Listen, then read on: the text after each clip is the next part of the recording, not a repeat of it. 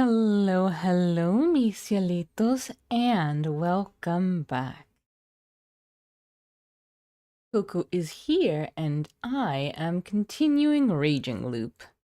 Last we left off, I believe we had watched as the village had decided who they were going to sacrifice, who they thought might be a wolf, though considering how it went, it kind of seemed...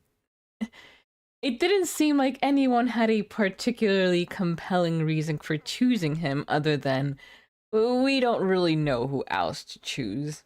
At least the ones who did pick him.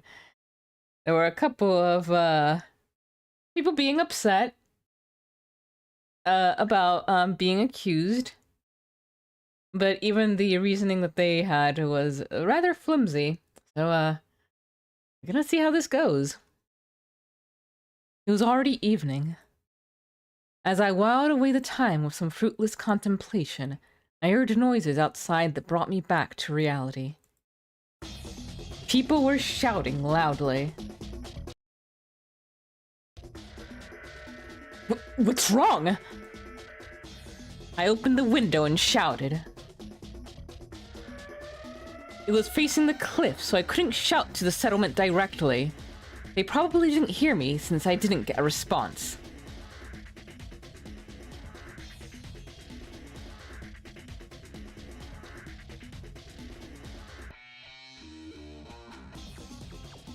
What happened? So I shouted even louder. Kusaishi, stay right there where the fuck you are. Huh? Was I about to get punched? What happened? I could only repeat myself. It's dangerous now. It was? What do you mean? I didn't get a reply this time.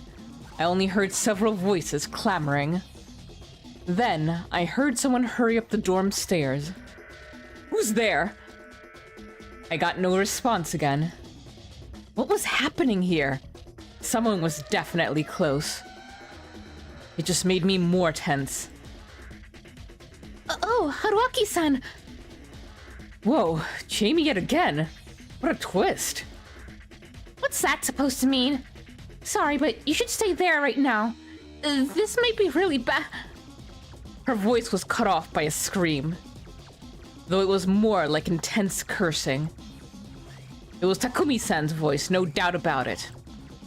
Jamie left without saying another word. Huh? Hold on, open up! I fought the door, but it showed no signs of opening.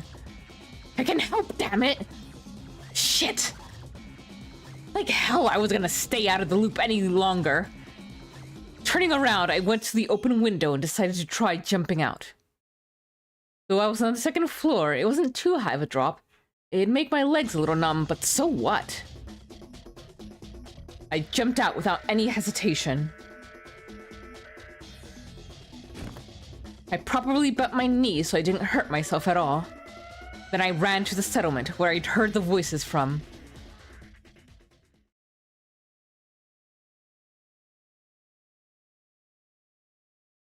I quickly understood the cause of Takumi-san's shouting. They were cries of despair. The reason was somewhere downhill, along the way to the graveyard.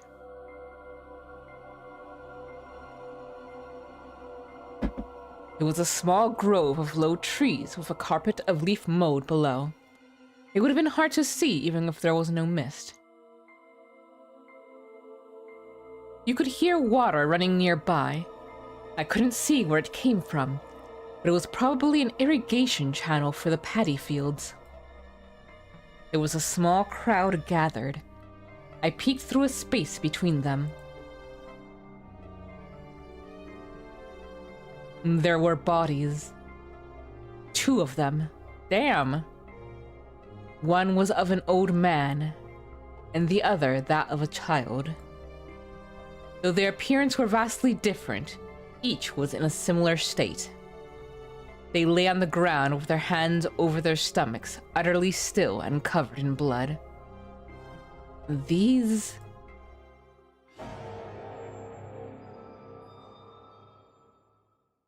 Ah. They were the corpses of the old man who cried wolf and Chikamochi Kamoshida. How the hell? But... Why? What happened? Fusaishi, weren't you in the dorm? I was until now. Oh shit, you were the one who did this, aren't you? Huh? No, I'm not. I just came out of the dorm. I even talked to Chiemi-chan. Yeah, it's not Haruaki-san, Takumi-ni-chan. Then who did this? Forget that. We need to treat... There's no point. Don't touch them. We might still make it. They've lost all their blood. Their stomachs are opened and their guts are all over. What kind of treatment can bring them back, huh? You know one? Go on, then say it. There was nothing I could say in response.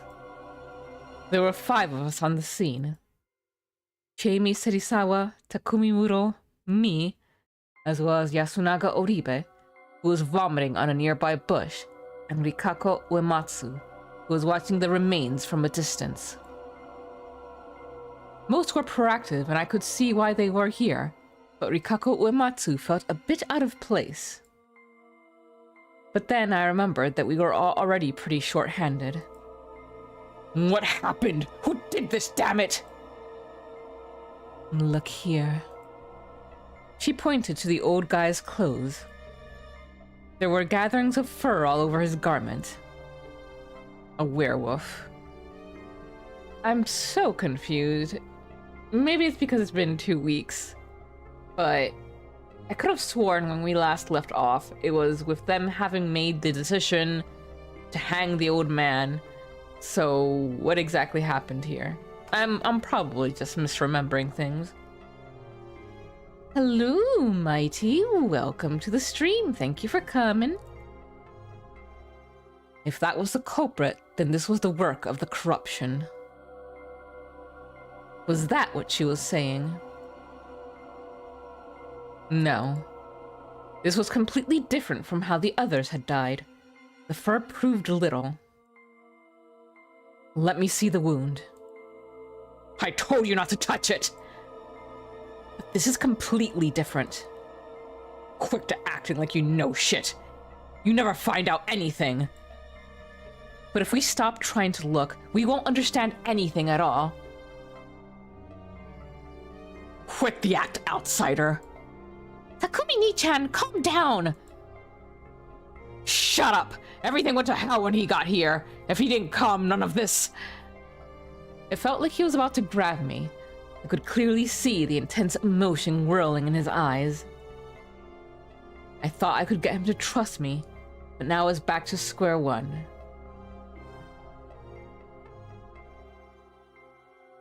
Mochi. Why?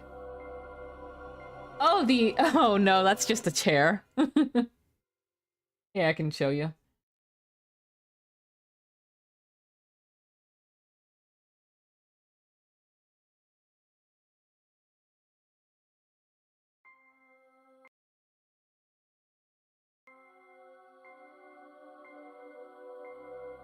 Mochi, why?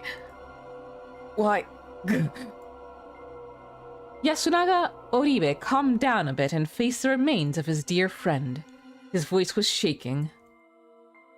The expression on the corpse was eerily pale and emotionless. Even a look of agony was absent. It almost looked like he was smiling. Did his face muscles simply go limp? This isn't the corruption. How do you know? I'll prove it if you let me pass. He glared at me with immense hatred before letting me through.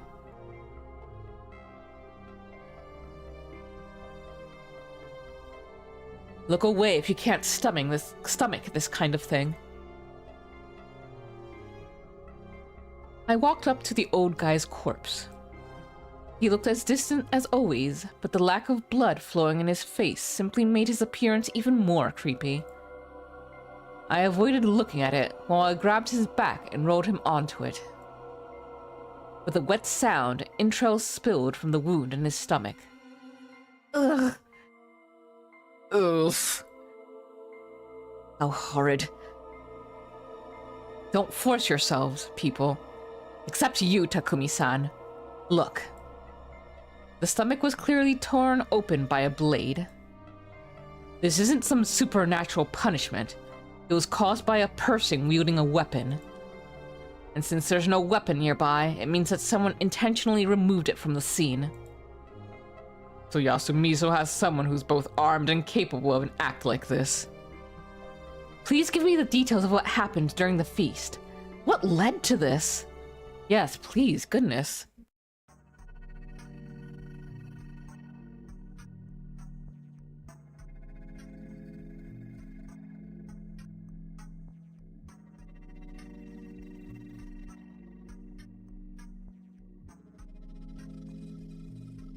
With several people here to tell me, I ended up with a decent grasp of how today's feast went. Kyonosuke had suggested they choose who to kill by vote. The wolf guy and Chiemi ended up with the same amount of votes, resulting in a tiebreaker vote. Most ended up voting for the wolf guy, sentencing him to death.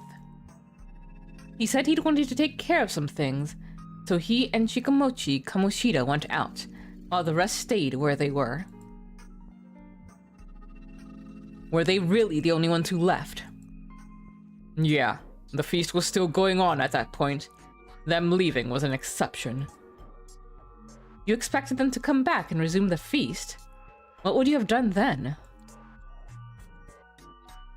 That isn't something we can tell an outsider. Alright, but anyway, they didn't come back. How long did you wait for them? No more than an hour. We started to worry and went out to search. Found them in less than 10 minutes. So the culprit was one of those not present. Chiemi, Takumi-san, Yasunaga-kun, and Rikako Uematsu. The five in the hall, no Satoshi, Kaori-san, Meiko, Haru-chan, and Tae-san, simply couldn't be responsible. So someone killed the two, changed into some clean clothing, and came back to pretend to keep searching. That's impossible. Did you see each other while searching? No. We split up to cover more ground. Let's return to the hall. We then went to the hall. Kyonosuke kept watch and confirmed that no one besides the victims and the search party had left the building. That limited the potential murderers to the search party and I. I asserted that I was still in the room when it all happened, and they believed me for now. Though Takumi-san continued to suspect that I used some sort of trick to escape and commit the murders. Well, that was fair, considering everyone else was with them, but I knew I wasn't the culprit. That left only one possibility. They died right after they left the hall, then someone removed the weapon. And you're still the only one who could have done it. I'm telling you, I heard him in his room. I'll say as much as I have to. I'm innocent. And since I am, something else had to be responsible for their deaths. I see you're avoiding using the word murder. You noticed? I am. As it stands, this could still be suicide, death by illness or poison, followed by desecration of the corpses and removal of the weapon. How could such a thing like that benefit us? If you ask me, things became much simpler if you assume you and Serizawa are partners in crime, don't you think? I don't know, but doing that wouldn't benefit me either. Really? Tell me, is there any proof you didn't know each other before this? Huh? We didn't, obviously. But what does that have to do with anything? The people here believe an eerie legend. You could have come here to take advantage of that and pretend to be monsters to murder them for your enjoyment. Please stop. There are some lines you shouldn't cross. Stop this, all of you! Tae Yamawaki-san walked out of the hall. I could see Haru Makishima, Meiko, and Kaori Oribe behind her. That made a total of 10 survivors, 9 if you excluded me, who hadn't participated in the feast. Whoever killed Shikamochi and the Elder, they went against the laws. Shinai-sama will subject them to the corruption. She put her hands together in prayer and faced the peak of Mount Shinai at the opposite side of Sarinaga. Strangely enough, that was enough for everyone to fall silent. Rikako Uematsu joined in, and Meiko copied her. This was this settlement's way of solving things. They gave up on discourse and just left it all in the hands of a higher power. Ba-chan, what do we do now? One has already spilt blood for the day. The Elder has died. Let's end the feast for the day and clean up. Alright, Yasunaga, help out. I can... You just sit still. The situation was only getting worse. Soon after that, it was time to shelter, so everyone retreated to their houses. Takumi-san had entered my room and boarded my window completely shut. If you're not the culprit, something's gonna happen, even if you're locked in. His words were harsh, but there was a hint of composure. He would have actually believed that I wasn't the one who did it. Or maybe he found peace in the idea that the mountain would punish the culprit. Or perhaps he just believed it was the work of something supernatural. Whatever the case, he was dwelling less and less on the matter. Was the wolf guy a wolf? I had no idea whether that was plausible. Assuming he wasn't, 2 of the remaining 9 were wolves. With Kyonosuke-shi being confirmed human, Takumi-san being the snake, and Meiko being monkey, there were a whole 6 suspects. Thanks to my advice, Chiemi suggested the monkeys reveal themselves, and they turned out to be Shikamochi, Kamoshida, and Meiko. The Mochi had just died. That was a heavy blow. Him being confirmed non-wolf was one reason, but more than that, he was one of the few people here who actually talked to me without restraint. He was somewhat of an oddity compared to the rest of the people here, but I did find him to be a fun guy. I'd like to get back at whatever injustice had stolen his life.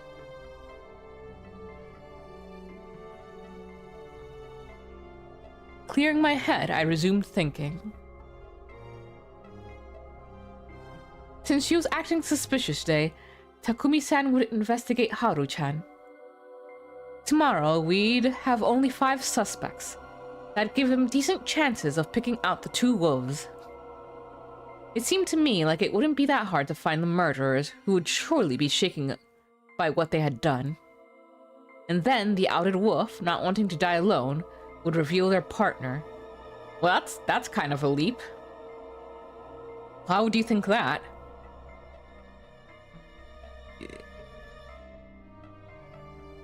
Oh, alright. He's saying that's the most optimistic way of looking at it. Alright, that's fair enough. From a pessimistic standpoint, though, the situation was absolutely terrible.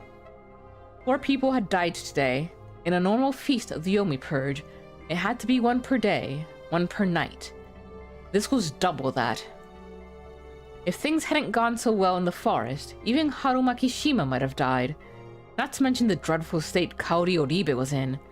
I was told their relationship had gotten worse. Kaori-san was in no state to prepare food, so it was likely that no one had eaten anything today. The hunger would only worsen everyone's morale. It was best for them to prioritize getting a proper meal tomorrow. Even so, there was no guarantee we wouldn't get any more irregular deaths. For example, someone at their wits' end could attack a wolf suspect despite the threat of the corruption. if they ended up losing more humans while the number of wolves stayed the same. The humans would be done for either tomorrow or the day after. Escape. I'd been entertaining the idea ever since lunch. The path was ruined, and I'd have to travel through an undeveloped grove, but I hadn't run into anything supernatural there when searching for Haru-chan. Maybe I could get out as long as I watched where I was going? I also had Saranaga as another option. Everyone here hated it, but that just made it less likely for me to get caught. Going down a misty rocky cliff was dangerous, but at least it was a one-way road. I just had to be careful. I didn't get taken by the currents, and it was definitely better than just staying here and dying. However, perhaps even suggesting that was dangerous. According to Rikaku Uematsu, the effects of the corruption were limited to the one who broke the laws, so you could escape them by killing yourself. However, if someone said they wanted to escape the village, the punishment would likely go to both the one attempting it, as well as the ones who allowed it. The escape would surely become a hell of an experience then. However, that was an optimistic view of the situation. Something was actually here. Something abnormal was here in Yasumisu, killing and menacing its people using abnormal methods. At the very least, Yoshitsugu Oribe, who went to face it, suffered a horrible death. The superstitions weren't baseless, and it was best to look at the situation from that angle. My plan of escape contradicted that. But then, how could I prepare for whatever was to come? The best I could think of was trying to familiarize myself with Fujiyoshi's superstitions. Perhaps I could find some sort of weak point or hint that could lead me to their identity? 5. Prepare for the feast when the evening mists arrive. The action rhyme they did was obviously referring to the Feast of the Yomi Purge. I couldn't remember all the lyrics, but I felt like there was quite a lot of info there. Perhaps there were more hints for the feast in Yasumisu's culture and general area. I felt I had to talk to Rikaku Uematsu. She was an adult who seemed more involved in Fujiyoshi's prayers and stuff than most. I needed to arm myself with more info by tomorrow morning. That, along with the proper progression of the feast, were my only ways to survive. About today's feast. They must have decided to hang the wolf guy because they just didn't care about him all that much. Simple as that. Sure, it was important to get rid of the participants who weren't cooperative. However, the fact that we'd lost 6 people, but they still hadn't gone beyond he or she is kind of shady, was pretty bad. Yesterday, they wouldn't have hung anyone for such a petty reason. Well, the problem was that they hadn't hung anyone at all so far. But then again, it wouldn't be a good thing to give the impression it was okay to kill people just for seeming shady. This place was regressing back to a feudal, superstitious mental state. If there was something that could stop them from sinking there, it would be an outsider like me.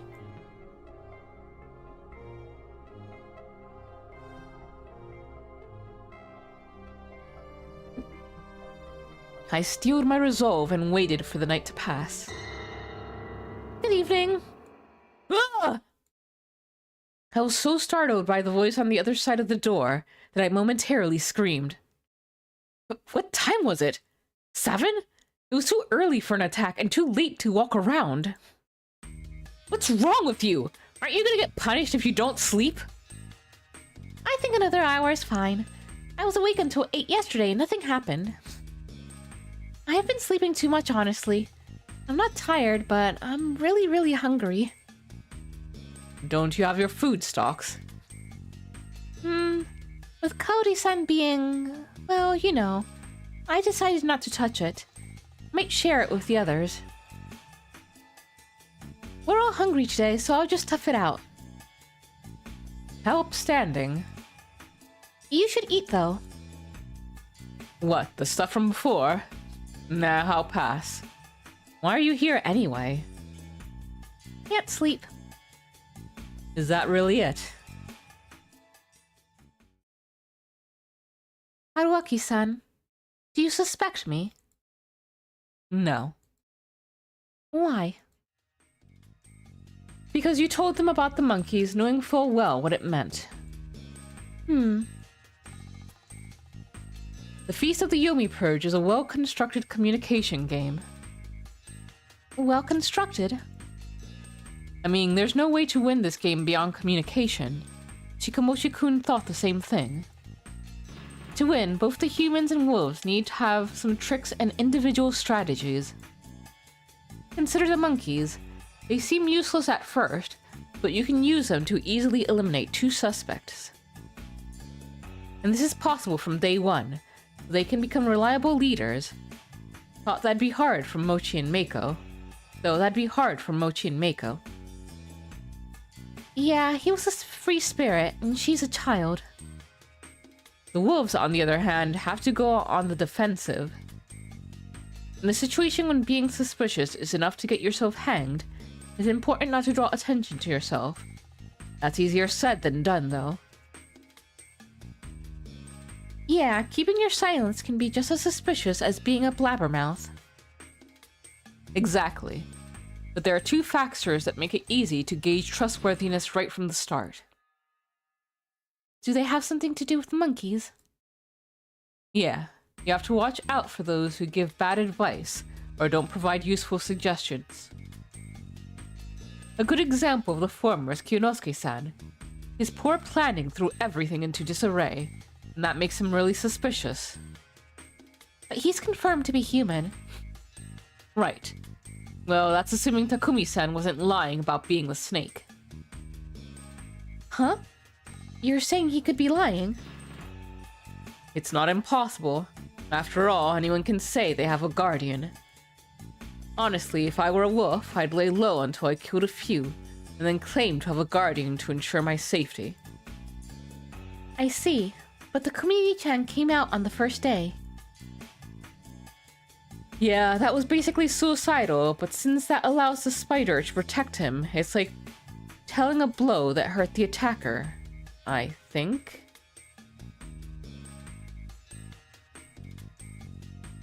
Anyway, all things considered, I'd say it's safe to trust Takumi-san and Kyonosuke-shi. Personally, I think you're trustworthy too, since you spoke up about the monkeys. What if I only did it because I saw your game? Oh, that'd be bad. Wait, hold on. Aren't you basically saying you suspected me until I spoke up about the monkeys? Oh, you noticed. This goddamn guy! What the hell, man? I did it because I wanted to believe you. Alright, I forgive you then. Woohoo! So, who's the most suspicious one? Haru-chan. Thought so. She's not making much sense lately, and you can explain her shift in personality by assuming it's because she killed her granddad. Or maybe she couldn't agree with the other wolf on their decision to kill Kanzoshi and stop trusting anyone. Oh, that makes sense. You could make up 1,000 reasons like this, though. We couldn't go by just that. They'd said Haru-chan hadn't gathered many votes, but they treated her like some kind of pariah, making it clear that everyone suspected her. It was only natural to see the snake. It was only natural to use the snake to check on her. Though she doesn't seem all that good at games and stuff, it probably wasn't fair to judge her purely on not making any useful contributions. In that regard, Yasukun is way more suspicious. Huh? But he did say a lot. Like pointing out my math was incorrect. And he did say something like what you just said. Not doing anything indirectly helps the wolves, or something like that. Not to mention that on the first day he suggested that the spider should hide. That's true. Though most of these things were minor, he was definitely contributing to the game. The first day was especially important. For the wolves, it was best to create a flow where they could just stay quiet and wait for those with guardians to out themselves. What bothered me was the fact that he wasn't the one who brought up leader selection and the monkey thing. He was shady because he hadn't made those useful propositions. I thought he'd figured those things out a while ago. Or maybe I, as an outsider, just had a better grasp of the situation? I guess he's innocent then. I don't know about the rest though. I can't even imagine what Rikaku Uematsu-san and Taya-san are thinking. I know what you mean. But if you look at the circumstances outside the feast, Rikaku Uematsu was pretty shady. And give me a sec, I'm gonna take a bite out of my food.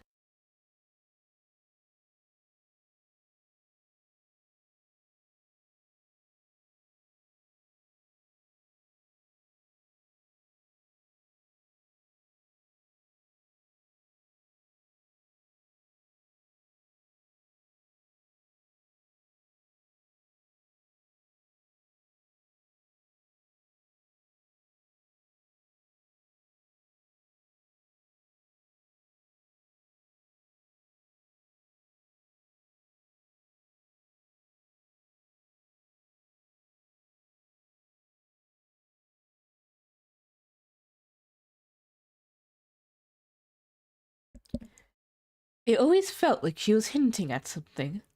It wouldn't have surprised me if she knew more than she let on. If she was a village head, she could know things only those from Kami Fujiyoshi knew. There was more than enough reason to suspect her.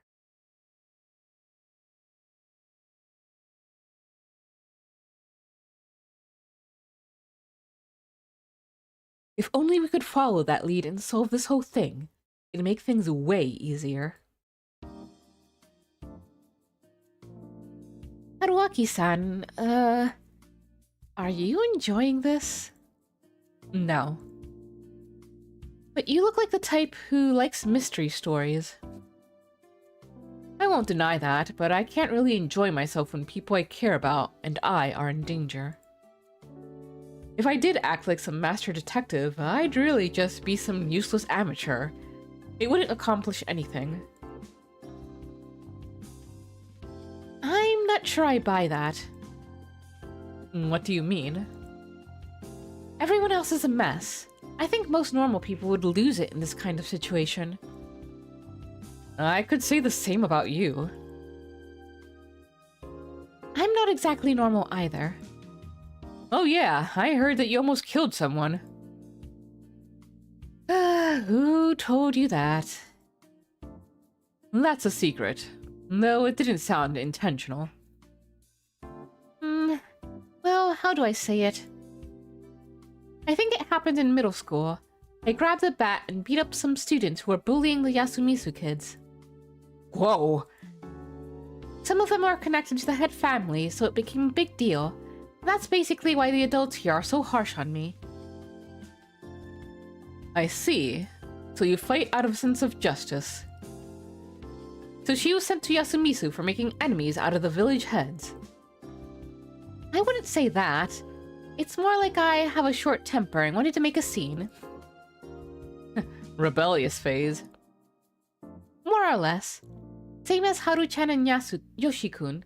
In a place as rural as this, it's rare for children to grow up as level-headed as Yasu-kun, don't you think? Really? I think they'd be healthier and nicer than the edgy brats from the city. Let me rephrase that. In a place as poor as this. Well, there was no doubt that Yasumisu was destitute. There were no cars, cell phones, and it didn't even feel like it had an economy. They probably lived mostly off the land, making money from whatever they could spare from their farms and hunts. Since they had no decent way to sell stuff to anyone outside, most of their business had to be done through Kami Fujiyoshi. It was entirely likely they were ripping them off. No way this place could be wealthy in these circumstances. I didn't believe that money could buy everything, but poverty took its toll on the people suffering it. Very well said. Incredibly well said. Some could live in poverty while retaining their purity, but that was borderline saintly. It was a lifestyle too difficult for the common masses. Also, since the people of Yasumisu were ostracized from Kami Fujiyoshi, they were targets of unjust pressure from day one. I could understand why the children here strayed from the path. Though when you looked at it like that, the way they strayed was so mild it was almost cute. Are you disturbed now? Not really. You're lying. You think I'm so blunt I'd whip out a blunt object to beat you up? I'm just, going to ignore that poor attempt at a pun. Sorry. My ex wasn't any different. Oh. Are we going to get some more information on that situation? Something that was so bad that you just fucking ran away? Raced into the wilderness?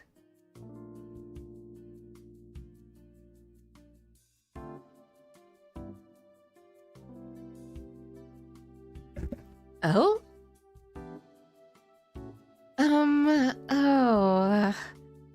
I see. You seem confused, and I have no idea why. You weren't lying when you said you broke up with your girlfriend. You thought I was?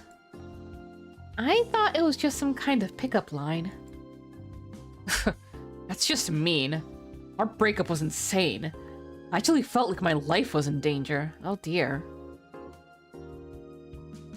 Whoa, sorry to hear that. What about you? Huh? Your history with guys. I shared mine, so hearing yours is only fair, right? Yeah, well... How many did you go out with? 2, I guess? What happened to you being a hyper slut who's done it with 53 guys? I never said that. I did exaggerate a bit, but I did get tons of invitations. And yet you only went out with 2. Well, I didn't find many guys I got along with. What about me? Let's not go any further. If I let myself get too attached, I'd be too scared of dying. Oh, well. Fair enough. Being afraid of death is normal, though, isn't it? Not really. Why? God is way scarier than death. I feel like you have a very unusual image of God. Really? You think of it as something frightening that you might actually meet, right? Everyone has met God. Maybe they just can't see it. And God really is scary. It's just that no one knows how. Myself included. You're the only one I don't understand. That's probably why. I'm afraid of losing you. Oh, what's with your...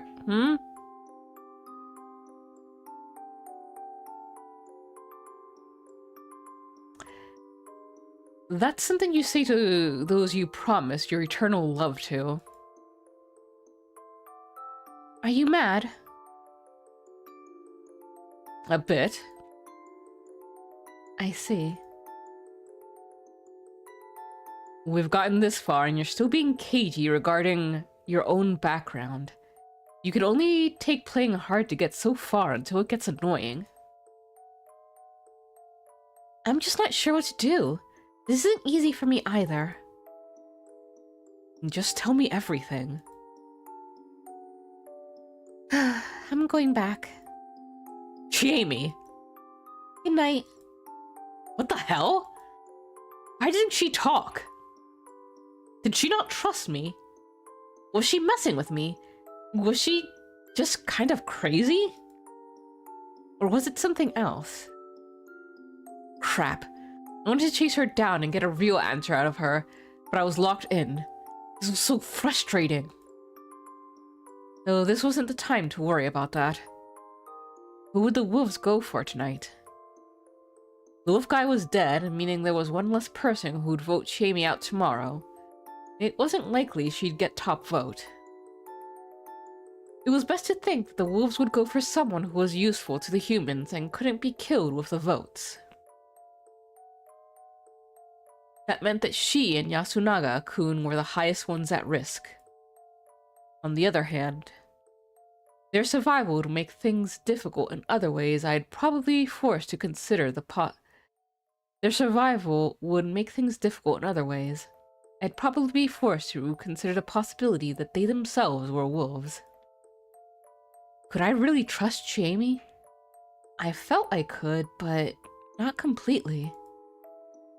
Whatever the case, a situation where the more talkative ones were seen as suspicious would make it harder for her to survive. Should I have talked to her about running away? No, that was probably pointless.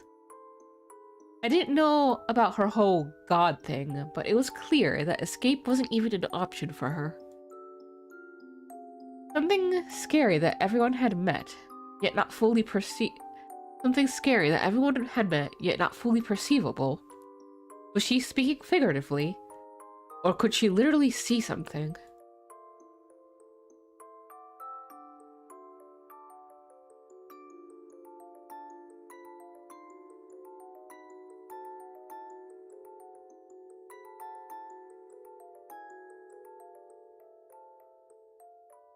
Shit, I don't care. I became irritated. My hunger was starting to get to me. Figuring it was better than just wasting my mental energy, I focused on taking a bath and going to bed.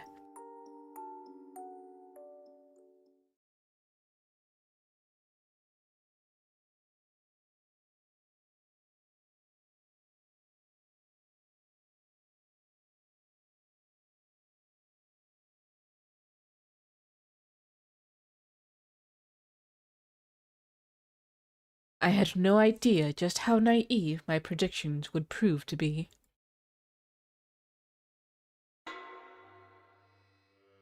Well, let's see.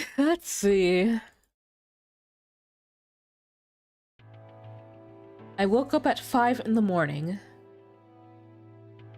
The window was still boarded up, so I couldn't see anything outside.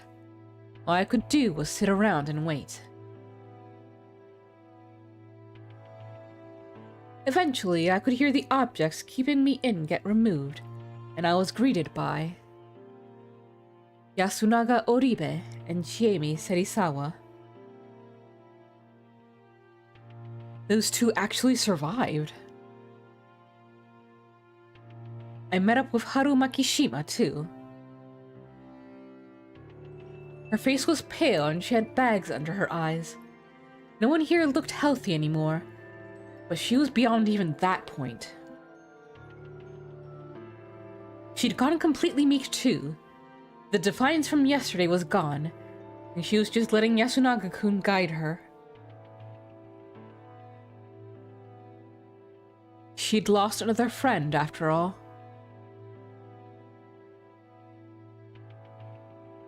We arrived at the dining hall, but found no one there. The door was unlocked. That was a bad sign. It was Kanzo Makishima's place all over again. Mom should be sleeping upstairs. With that knowledge, I opened the door. What if she was attacked? Even if she wasn't, considering her state yesterday, it wasn't unlikely she did something unthinkable, such as suicide. However, I soon found out my worries were for nothing. Kaori-san was standing all alone in the dark dining hall, wearing an apron. The fact that she wasn't doing anything but standing was just eerie. Oh my. Good morning. She turned around and greeted us. Her voice was the only thing calm about her. Her eyes were bloodshot, and signs of malnourishment were all across her face. Her faint, forced smile made her seem on the verge of collapse. She completely failed at acting normal. Her heart was probably swirling with panic and sorrow, as great as yesterday. Everyone here could see it. Mom, everyone's hungry. I'll make food so you just rest. Huh? But I can do it myself. Oh, I'll help. I actually cook for myself, so I know what to do. After they volunteered to support Kaori-san, I thought about what purpose I could serve here. Let's go. And call to Haru-chan before going outside.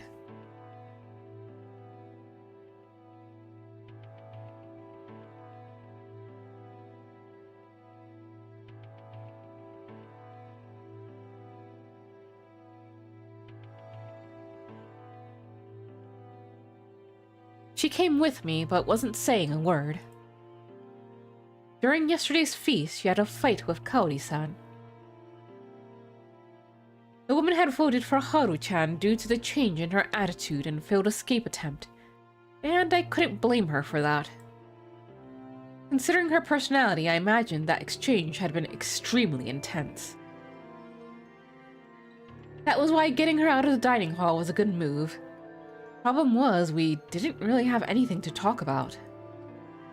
This was made worse by the hostility she'd shown me until just recently. According to Mochi, that was a product of her affection towards Yasunaga-kun and all the drama surrounding him.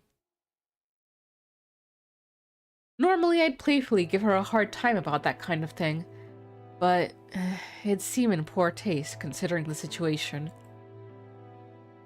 Uh-oh. She was staring daggers at me. Maybe I just had to ask her.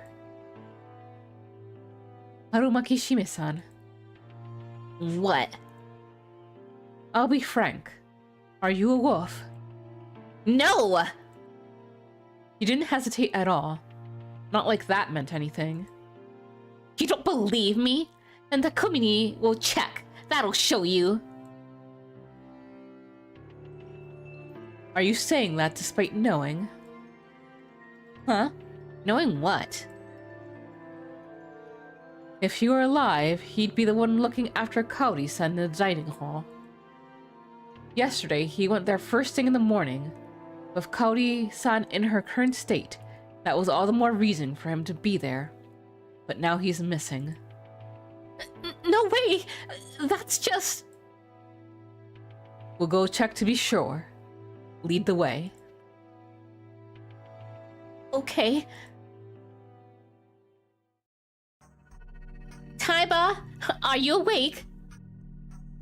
Haru knocked on the door and tried to open it, but it was locked, meaning it wasn't touched.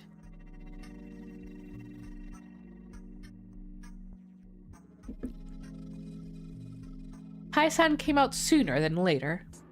She looked pretty displeased to begin with, but upon seeing me, she displayed outright disgust. What are you doing here? Sorry. Kaori-san isn't well, and we needed more people. Where's Takumi? We're going to check on him. I see. Her gloomy expression told me she'd realized what might have happened. So she said she had to prepare, so we excused ourselves. Please ask if you need anything. Yes, of course. She shut the door on us.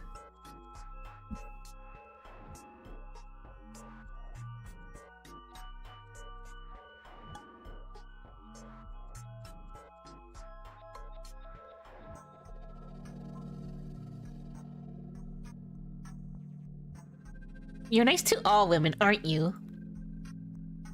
What the hell is she saying? Being considerate of elders and women is the gentlemanly thing to do. Is that how you feel about Chieni? I like her quite a lot.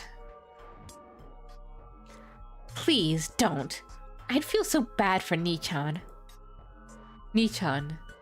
Yasunaga-kun, surely. What do you mean by that? Yoshi-kun and Mochi are gone. Kaori-san and Chieni are all he has left. Also, she's the strongest among us, and she's always protected us from the people of Kamifujiyoshi and adults. Don't take her away from us. So that's how it was.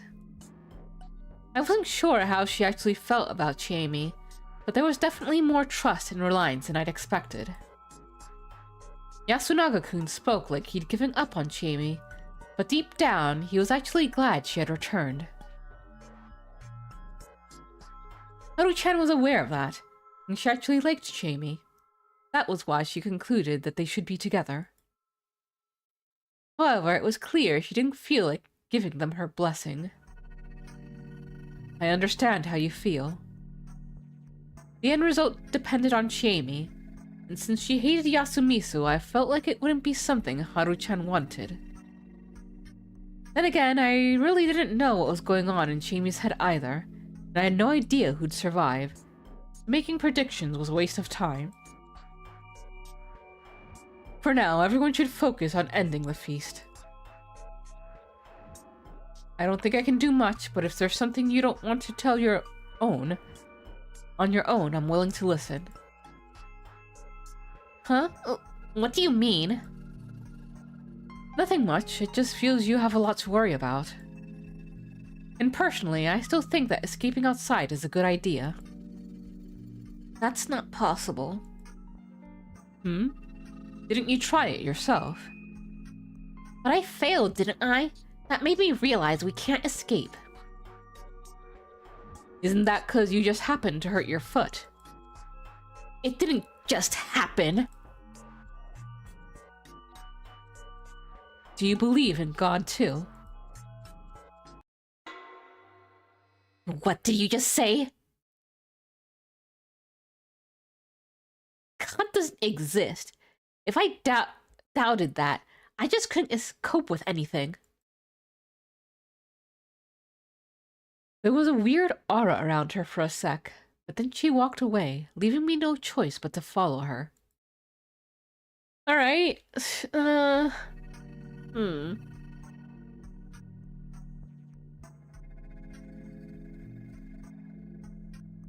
guess I'm a little confused which god they're referring to, then, because if she believes in the various superstitions here, and like she was just saying, she's certain that there's no way to escape, and she said that her hurting her foot wasn't just happenstance, then I would assume that means she believes in all the supernatural ideas going on here, but not God?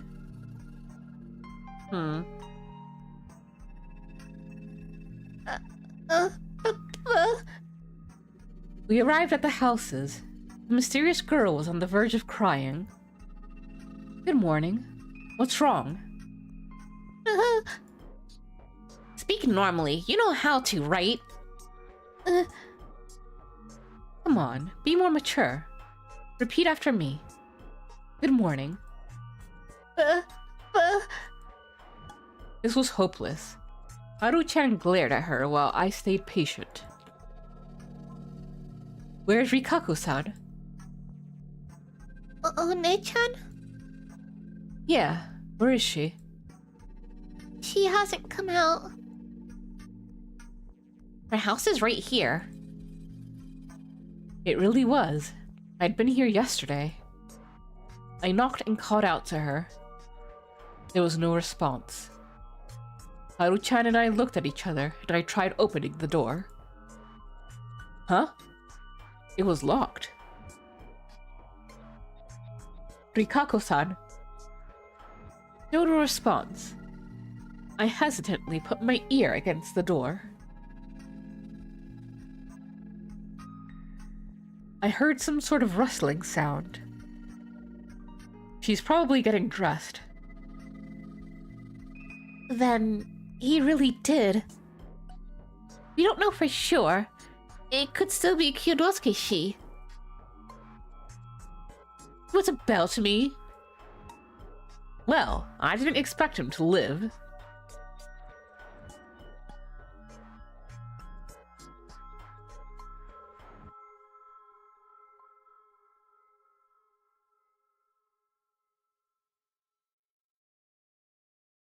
Is Rikako-san well?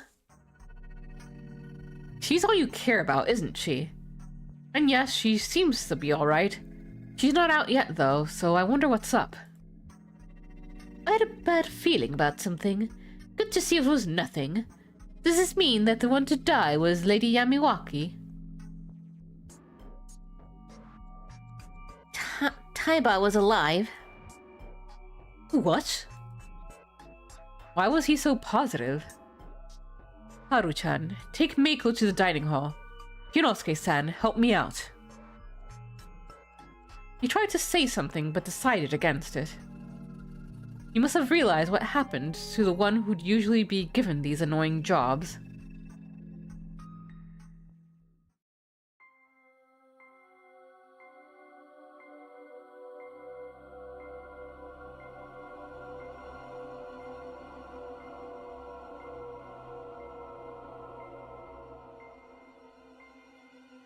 As expected, the door to his house was unlocked, and the reek of fresh blood was so strong you could smell it outside. I thought that was enough to help me prepare, but once I saw the source, I couldn't keep down what few contents my stomach had left. The two from the first day, Kanzo Makishima and Yoshitsugu Uribe, they lost all semblance of form to the point their corpses felt unrealistic. On the other hand, Chikamochi Kamoshida and the old wolf guy's corpses were far too clean. Their faces were still intact after all. However, Takumi Muro-san's corpse was an even balance between ruined and intact. It was spread out on the floor, surrounded by splashes and splotches of blood, as well as some bloody footprints. Scattered brain, gray matter, bone fragments, eyes. Oh, Jesus Christ. About 60% of his face was gone. This time, the method was clear. There was a rifle lying right next to his corpse. The weapon was actually on the scene for once, and it was a gun. What did it mean? I wanted to think about that, but I was too shaken by the clear agony Tagumi-san's death had brought him. You could see his suffering on the still present half of his face. His hands were on his head too, as if to cover his face, or reach for the clearly fatal wound. He died while holding on to his shattered brain. Though fatal, the first attack hadn't killed him instantly. He could still move around after it, which was a testament to his strength and willpower. His life has ended as he suffered overwhelming despair. It was written all too clearly on his death visage. My emotions bubbled and overwhelmed my thoughts, and I vomited once again. Well, damn. Are you okay? Kinosuke asked, clearly avoiding looking at it himself. Bring me someone who can use guns, please. I never expected you to come along. Her expression was too stern and serious for me to even say that. Takumi Ni-chan! Shit! She cursed and looked at the gun. This is Kanzo Ji-chan's rifle. She grasped its long body and picked it up. All the 5 bullets were fired. See any empty cartridges? I'll look around.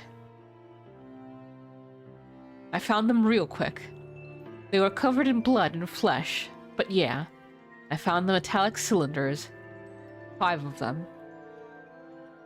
They were 2 meters away from the corpse, very close to one another. Either the culprit fired from there or gathered them afterwards. Look at the handle. Jamie extended the rifle to me. I did as told. Compared to the rest of the gun, which had blood on every part, the handle was clean, like it had been wiped. They removed the fingerprints. Probably. Jamie then held it like she was about to shoot, and aimed at Takumi-san's body. It was fired from here. How can you tell? The way the blood scattered. See how it's concentrated around there? It's proof the culprit fired from a low angle. Also, normal rifles can't make such a huge mess unless they're fired from really close. But make it point blank and the stuff would get on and around the muzzle. The rifle would be even dirtier. And that's why it was natural to think it had been fired from where she was standing, near the cartridges. Can you actually aim and hit something with this? As long as you know how to aim and the target isn't moving, that's all you need. So this was done by someone who knows how to use guns. By the way, it's just a matter of looking at the bead through the sight. Guns are useful little toys that make murder so easy anyone can do it. What about loading? That doesn't seem something a layman can do, is it? Good point. But even Taiba-chan has experience firing a gun. Finding the culprit in Yasumizu won't be easy. This was a settlement where the people went hunting. Basically, everyone here must have touched rifles before. All we could really assume was that Meiko-chan couldn't have done this. And it's not like every bullet hit the head. One grazed the ear, one hit the chest, one hit the shoulder. Oh, and look here, a bullet hole. She pointed at a small part of the floor that was ruined. So only one hit the head. Yeah, I think that one wasn't fatal, though. It was probably the one in the chest that ended it. He looked at the body's pose and made the same conclusion as me. Why do you know so much about guns, anyway? I have a hunting license. I know how to use guns, traps, nets. I used to do a lot of skeet shooting outside of Yasumizu. I'm pretty good with a gun. Well, damn. Didn't expect that. I can understand why. Do you plan to return here and become a hunter? I just wanted to have a gun. That's it. She said that as if it were no big deal.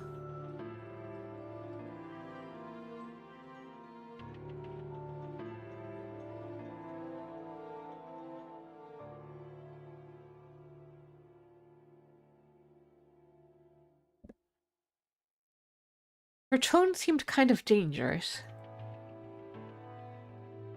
Yes, so much that she almost killed someone. I think it happened in middle school. I grabbed the bat and beat up some students who were bullying the Yasumizu kids.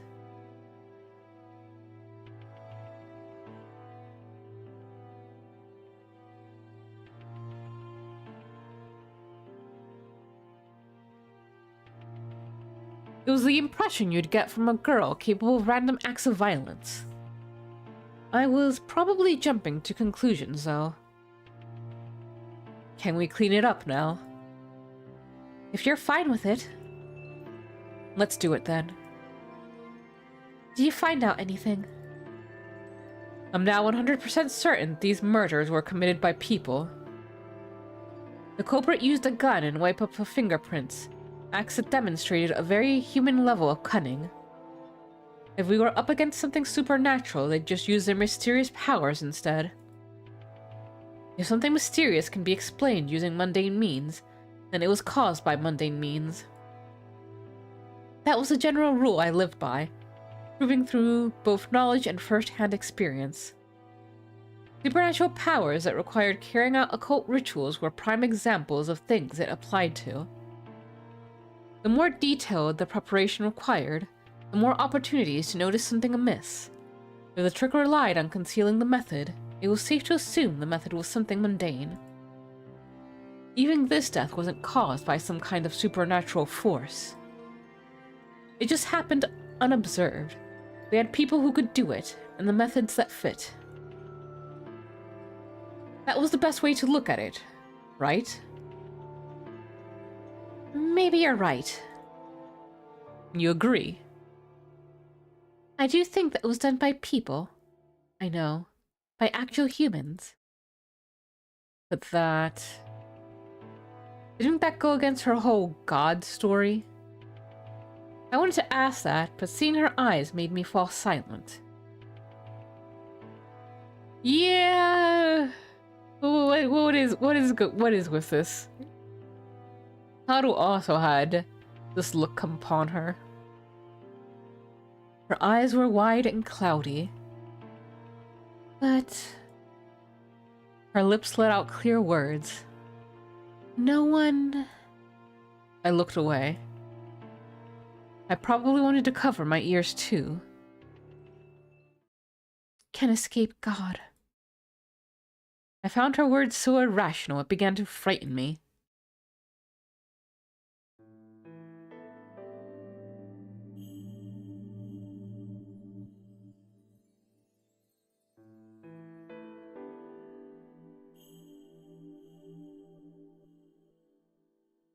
I asked Chiemi to call Kyunosuke-shi to help carry the corpse, but she insisted on doing it herself. I caved, and we began the unpleasant task. Following Takumi-san's example, I removed the door and placed his body on it. Chiemi and I each took an end of the door and lifted it up. He was as heavy as he looked, and I wouldn't have been surprised if this was too much even for two men. However, Chiemi lifted her side without letting out a single grunt of exertion. It felt like active rejection of the idea that she might need help. We slowly began walking. Kyunosuke-shi was outside. He was anxious about something. It didn't look like he was waiting for us, so maybe Rikako Uematsu hadn't come out yet. I couldn't afford to stop and chat. Relaxing my arms or lower body could lead to me dropping Takumi-san. I kept walking forward without a single word. Sighing and stopping was our sign that one of us needed to rest. Every time one of us did it, we lowered him to the ground, rubbing our aching hands, adjusting our grips, and resumed walking. As we approached the cliff, Jamie's expression grew darker. Takumi-chan was the youngest of the adults. He was like an older brother to me. I wasn't going to ask how that mattered. I didn't see a point in questioning it. I simply nodded, continuing to play the role of audience. He played with me a lot and always protected me when the other adults got mad at me. There's nothing good about this humid place, but he loved Yasumisu and the people living here. Yeah, I could tell. He was honest to a fault. Yeah. I don't want to just throw him away. Of course you don't. I don't like this either. Should we stop? The only ones who'd really care about this are Takumi-san himself and Tai-san, right? No, we gotta do this. Because of the corruption? Yeah. I continued asking if she was sure, but she didn't change her mind, so we ended up throwing his body into Saranaga. We walked through the graveyard, careful not to trip. We could now see the hanging pine through the mist. Our destination was clear.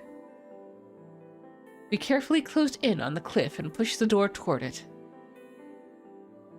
Bye, Takumi-chan. She said this right as I felt the body slide off. It was falling. I'd done this several times now, but it still made me feel empty. It would eventually hit the water, making a splash, and that'd be it. Huh? Did you hear the water? Not sure.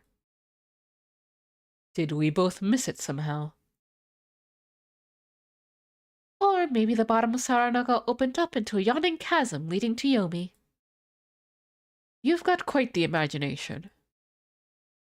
No one knows what's beyond the mists. There could be anything out there. Should I go down and take a look? You won't return. That was how she saw the world. Let's go back.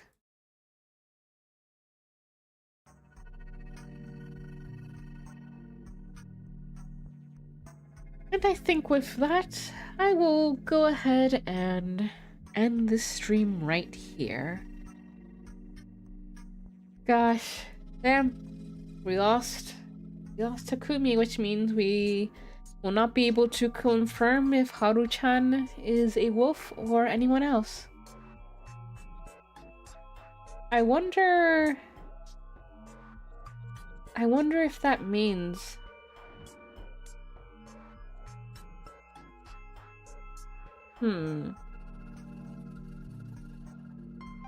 that means the spider didn't protect him.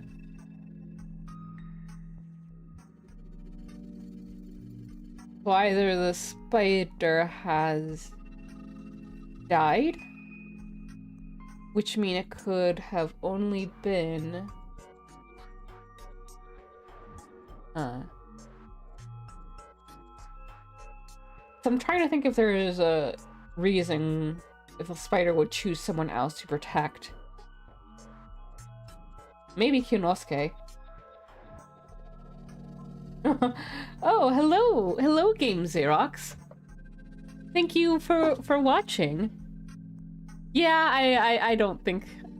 I imagine we're going to experience many deaths before we get to solving anything. I feel like I'm getting the impression that this game functions similarly to the Nonary games, in which you have to, it's mandatory to get a lot of bad ends before you can get the true end. But I might be wrong. I don't know.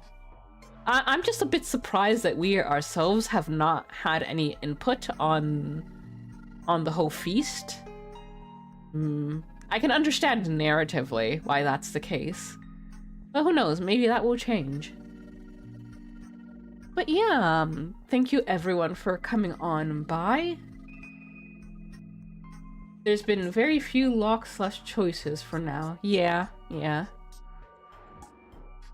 For the rest of the week, tomorrow here on YouTube, I will be streaming Tales of Fantasia with Kudu at 8 p.m. EST. On Wednesday, I will be over on Nana's channel. On Twitch, we will be continuing Resident Evil 7 at 7 p.m. Thursday on the server, 9 p.m. EST, we continue with the Star Trek watch-along. We are watching the original series. Friday is going to be free, but then Saturday over on the Twitch, 9 p.m. EST, it will be the Animorphs read-along, where Moon and I are reading the Animorph book series. We have reached our charity goal. We had 2 sessions, one for $1,000 and one for $500. So we have raised $1,500 for the Trevor Project. And then on Sunday at 8 p.m. EST here on YouTube, it will be Women of Zal. But yes, thank you so much to everyone who came on by. Hope you have a wonderful time zone wherever you are, and as always, please do take care of yourselves and each other. Toodaloo-hoo!